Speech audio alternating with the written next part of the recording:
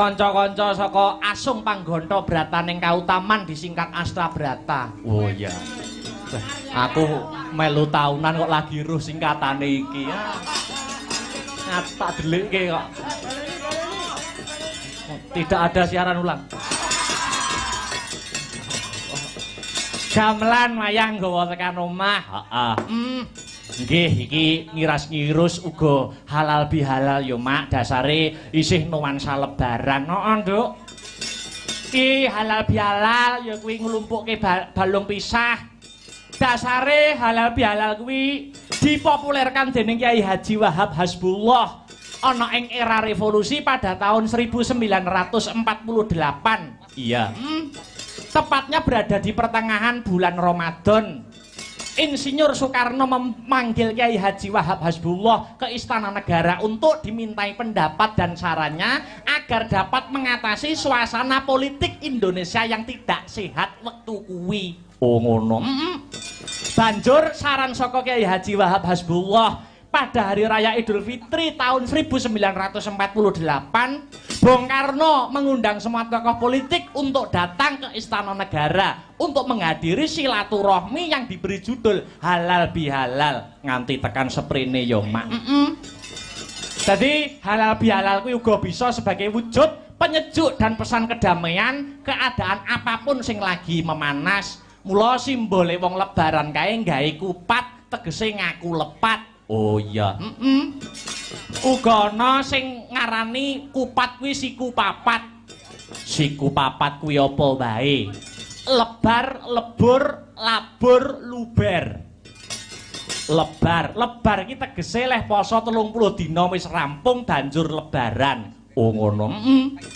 Lebur tegese ran ing ngapuran saling memaafkan ngelebur dosa. Idul Fitri, idul tegese kembali, fitri tegese suci, sing ala dibuang sing adoh, sing becik ayo padha digoleki. Banjur labur kuwi tegese ngrias utawa cara desa ngecet, maknane dianyari. Nggih. Membuka lembaran baru supaya selamat ing tembe besuke, Nduk. Ngono. Nggih. Yen wis lebar, lebur dan labur dadi iso luber. Luber tegese lubero rezekine sing barokah, lubero kesabarane, lubero pangapura, luberno sedekah, luberno amal jariyah, luberno ing reh pangibadah. Amin ya rabbal alamin. Luberno ing reh kesabaran. Wajan tenan. Iya. Uga aku mengucapkan mumung iki isih sawal ya kuwi aku mewakili kanca-kanca Astabrata ngaturaken ya kuwi pangapura minal aidin wal faidin, mohon maaf lahir dan batin yen ana tindak sak pecak tembung sak kecap muga-muga kesalahan kapendemo ing bumining pangapuran satemah nukulake wijining pasederekan. Oh ngono ya, Mak. Nggih. Wah luar biasa. Uga aku ora anggur njaluk sepura karo para penonton, karo para pamirsa pecinta seni dan budaya. Oh ngono.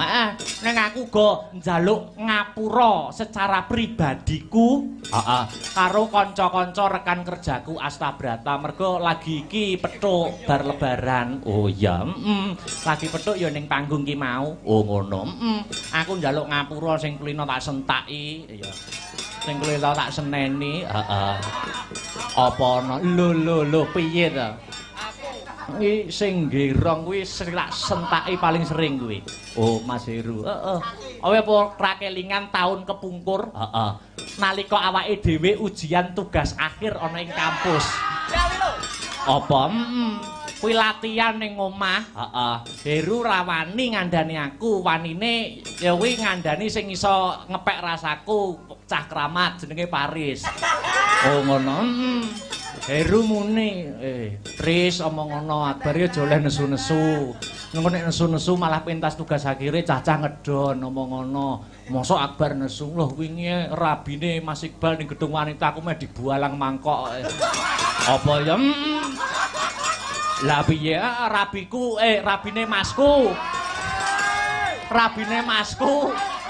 Mas Iqbal Fajar Alam ana ing gedung wanita. Gedung wanita iki kan tanpa EO, kersane ibuku ki wis pokoke diurusi karo dulur-dulur, karo anak buahe Humas. Heeh. Nah aku nak bingung to nak, ya nyompo tamu ngalor kidul karo widul. Lah kok Mas Heru ki foto Mas. Foto sapa ngon? Minggat ora? Rembak bualang mangkok kowe kok. Minggat ora? Yo. Lah ya. Iya, wah kuwi urung liyane. Heeh. Kuwi adit sing nata lampuin nemen malahan. Apa ya? Tak suwentaki ning Semada Jan. Lah piye to? Wayang tancep, wayang renek apa-apa lampune kaya rumah sakit hantu lap. Ya jane. Jane nek apa ya. Lah ya. Ya wis ora dadi ngopo, sing penting rani ngapuran. Gusti Allah wae ngapura umate yen umate mau njaluk pangapura sing tenanan ya wi utawa sinebut taubatan nasuha. Godhong tela bisa gawe lega, napa manungsa samaning manungsa kok ora bisa gawe lega. Nggih. Kembali ke benang merah didongake ya ana muga-muga sak rampunge adicara mayangan bengi iki keluarga besar Bapak Haji Eko lan Ibu Haja Asih Kalisa saka Gudo lan pangerencana tansah manggiya kabagyan kabegjan lan katentreman. Allahumma amin. Ya kanggo pangbuka utawa mukadimah ana sisen limbukan aku kepengin ngumandhangi tembang ilir-ilir kanggo mukadimah ya kuwi karya besar Wali Songo Sunan Kalijaga sing biyen tembang iki dadi media dakwah ana ing bumi Nuswantara. Nggih.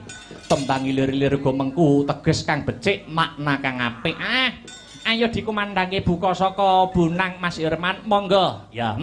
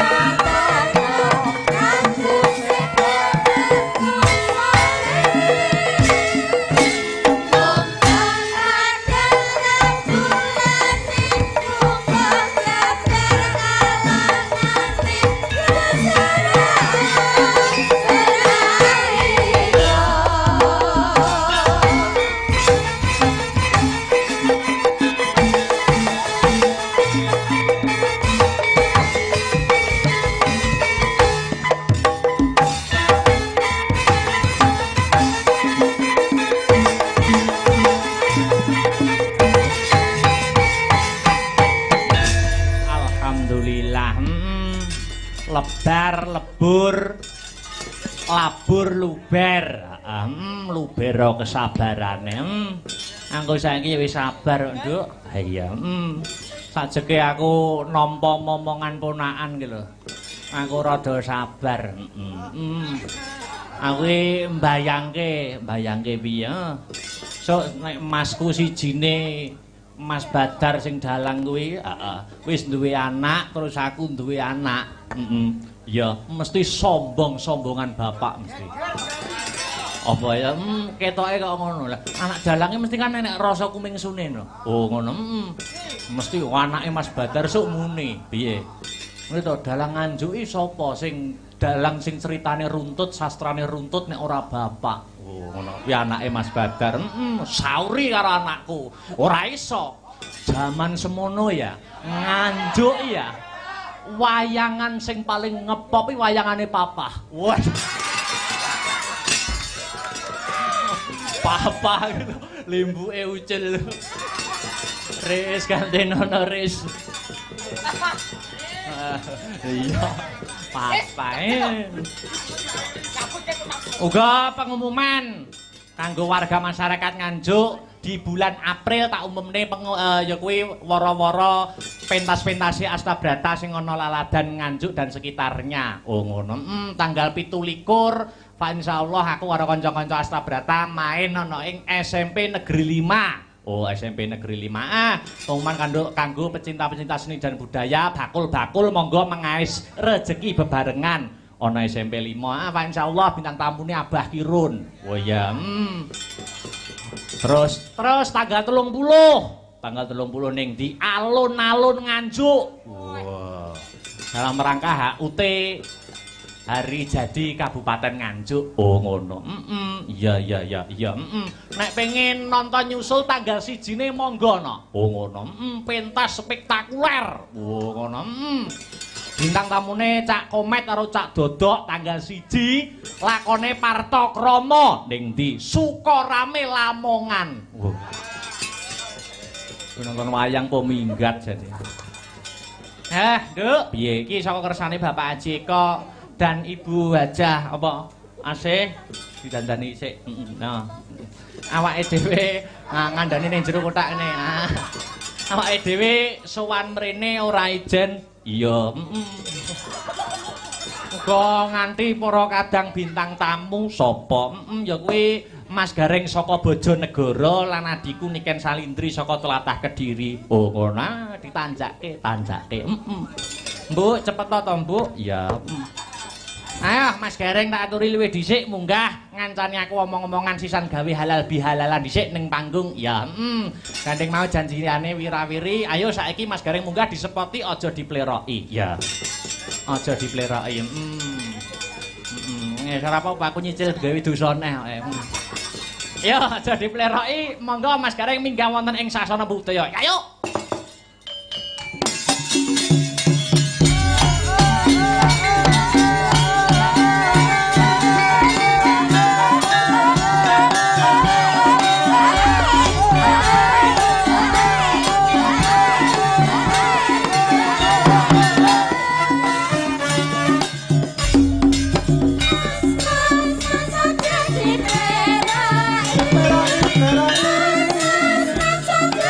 Bye.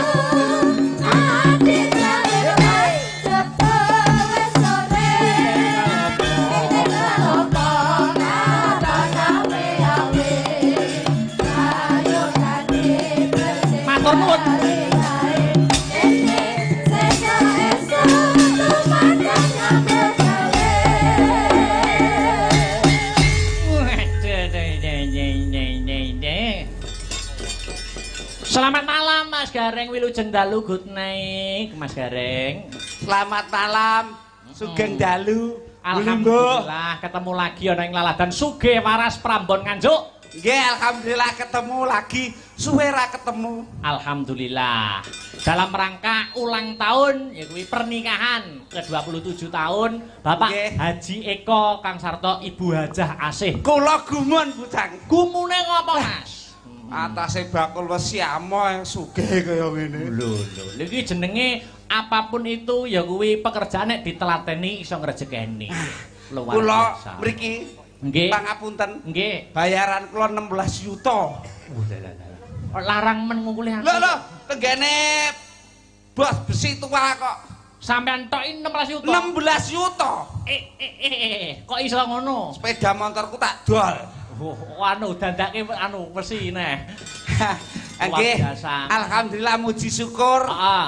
Saged makempal kanthi kahanan rahayu wilujeng. Betul. Wong sakmene mbane macake ayu-ayu. Iya wong. Tapi kula mboten gumun. Kok ora gumun? Wong sakmene mbane iki sing ketok sing katon nyele aku dhewe. Lho, kok iso ngono? Macake biasa-biasa aku sangat luar biasa.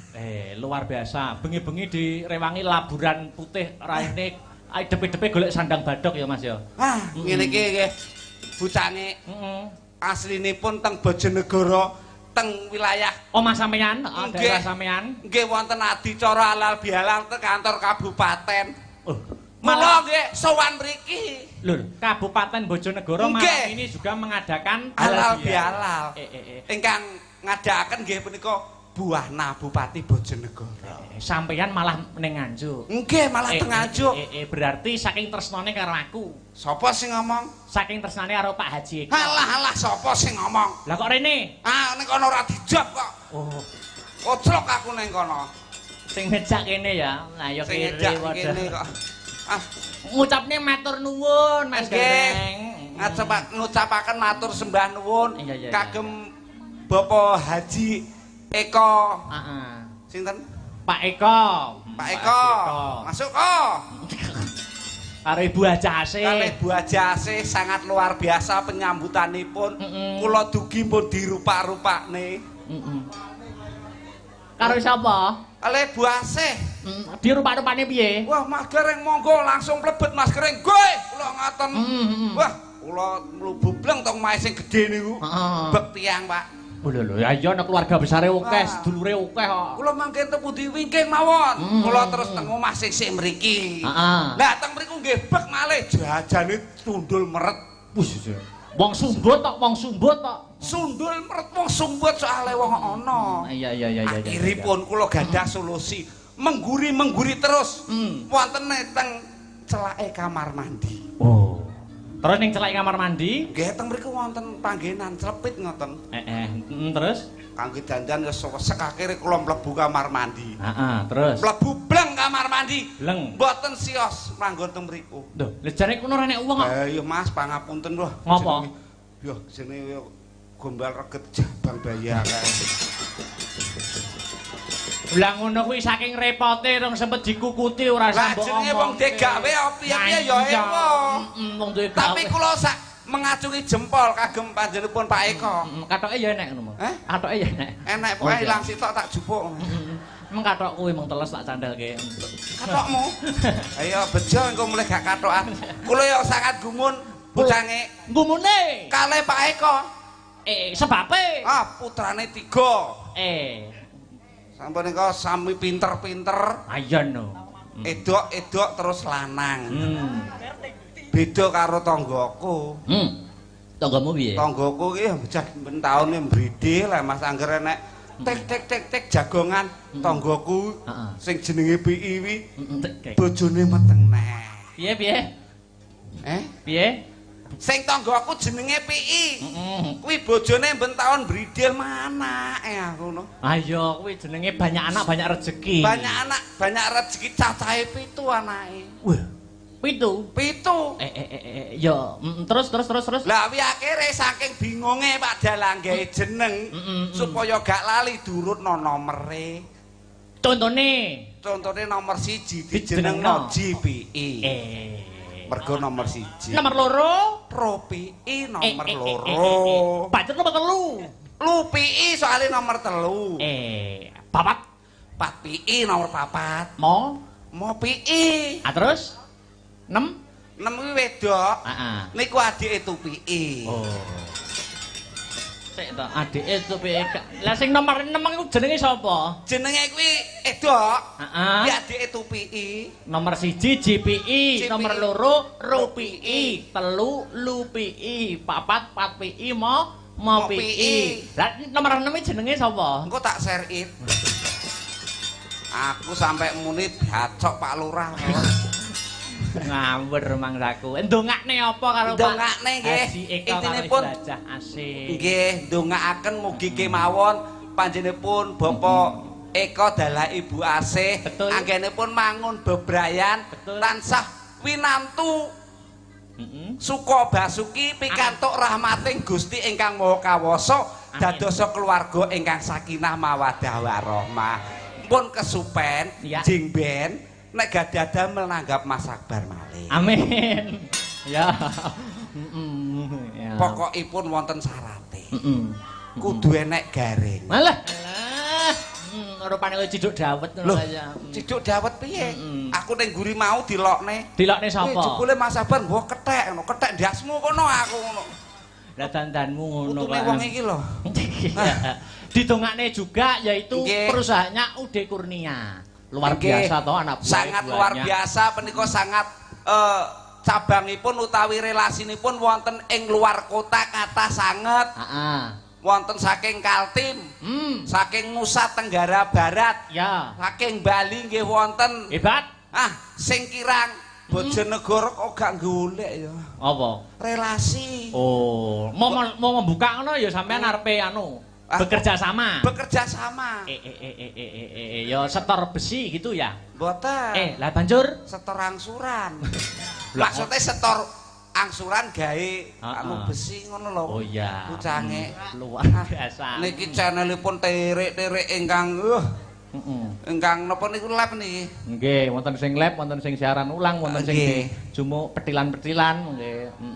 Sangat luar biasa. Nggih. Niki kula wau kula nggih mireng kabar. Kabare apa, Mas? Wah, tiap tahun teng besaran niku, Pak. Eko nek mbleh 7 niku 5, nek mbleh sapi niku cahe wonten 7. Mbleh 7 ya apa? Mbleh sapi. Mbleh sapi.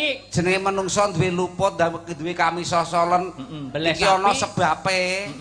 Engkeki kopi telat ya.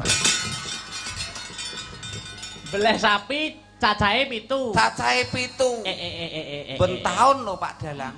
Ngene iki muga-muga dadi acara rutinan tiap tahun nanggap wayang karo mbleh sapi. Allahumma. Amin. Wis tok ora ujar ora kaul, Mas. Nggih, pripun? Wis tok Pak Haji Eko karo Ibu Haja sesuk wayangan wis tok tak gratisi angger wis nanggap ping 100. Lah mudar. Ping 100 gratis. Nek kula mboten enteng-entengan mawon. Apa lho? Nanggap kula ping 15 gratis. Wah, tak ungkuli le, ping 10 gratis. 5 gratis. Ping 3 gratis. 1 gratis. Gak. Mboten. Sing 1 mboten urip. Mboten kobok, curep. Kamangka aku lagi tanggap ping 1 iki kok gratis. Wah. Mulai kon turun jaba Bu Asih langsung guyu alhamdulillah. Alhamdulillah piye kula ameng-ameng nyawane kaya. Luar biasa. Ki salam sapa pagelaran malam ini juga disiarkan langsung channel YouTube Asta Brata Media. Ya, jadi sing gak bisa datang di lokasi bisa memantau lumantar channel YouTube nggih. Alhamdulillah. Dadi ora mung ana ing Sugiwaras sing kepareng memantau wong sak donya kepareng mirsani. Nggih. Yo iki Dik Niken dijumenengke nggih? Nggih, siap. Oke. Yo, kanggo pemanasan Dik Niken, racikno sing hebat, yo beri musik biar hebat. Ayo. Ayo, Dik Niken jumeneng untuk menghibur karepen suasana tambah gayeng, tambah regeng, ngancani Mas Gareng. Ayo.